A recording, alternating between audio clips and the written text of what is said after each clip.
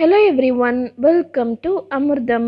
இன்னைக்கு நம்ம சேனல்ல cheese garlic bread எப்படி சிம்பிளா செய்யறதுன்னு பார்க்கலாம். வீடியோக்குள்ளார போறதுக்கு முன்னாடி நீங்க இந்த Amirdham சேனல் subscribe பண்ணனா subscribe பண்ணிக்கோங்க. பக்கத்துல இருக்கிற bell icon click பண்ணிக்கோங்க.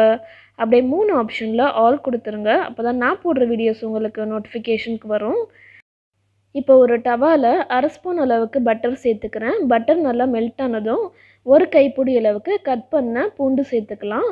இது வந்து நல்லா பொன்னிறம் ஆகணுங்க. அது வரைக்கும் ஒரு 2 நிமிஷத்துக்கு நல்லா வதக்கி எடுத்துருங்க.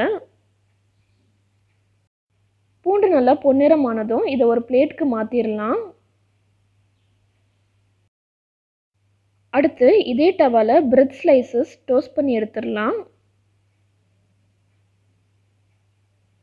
4 ஸ்லைஸ் பிரெட்ல கொஞ்சமாக பட்டர் தடவிக்கிற மேலே தடவிட்டு 2 பக்கமும் ஈவனாக டோஸ்ட் பண்ணிடலாம்.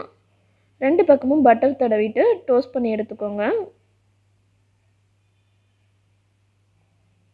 மறுபக்கமும் கொஞ்சமாக பட்டர் தடவிக்கிறேன்.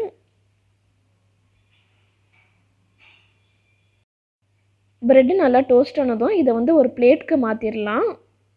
மாற்றிட்டு நம்ம ஏற்கனவே ஃப்ரை பண்ணி வச்சுருந்த கார்லிக் சேர்த்துருங்க.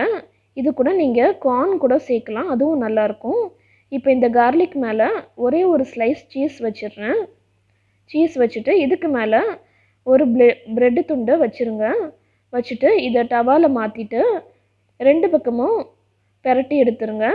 இது வந்து சூடு ஏற ஏற நமக்கு வந்து சீஸ் மெல்ட் ஆகி நல்லா ஒரு க்ரீமியான டெக்ஸ்சர் கிடைக்கும். அதனால் 2 பக்கமும் நல்லா பெரட்டி எடுத்துருங்க.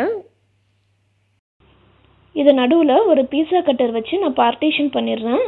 அவ்வளோதாங்க, சிம்பிளான சீஸ் கார்லிக் பிரெட் நமக்கு 2 நிமிஷத்தில் ரெடி ஆகிடுச்சு. நீங்களும் இந்த ரெசிபி உங்கள் வீட்டில் ட்ரை பண்ணி பாருங்கள். அடுத்த ஒரு நல்ல வீடியோவில் நான் உங்களை மீட் பண்ணுறேன். இந்த வீடியோ பிடிச்சதுன்னா லைக் பண்ணுங்கள், ஷேர் பண்ணுங்கள், மறக்காமல் அமிர்தம் சேனல் சப்ஸ்கிரைப் பண்ணிடுங்க. தேங்க்ஸ் ஃபார் வாட்சிங் அண்ட் கீப் வாட்சிங். பாய்.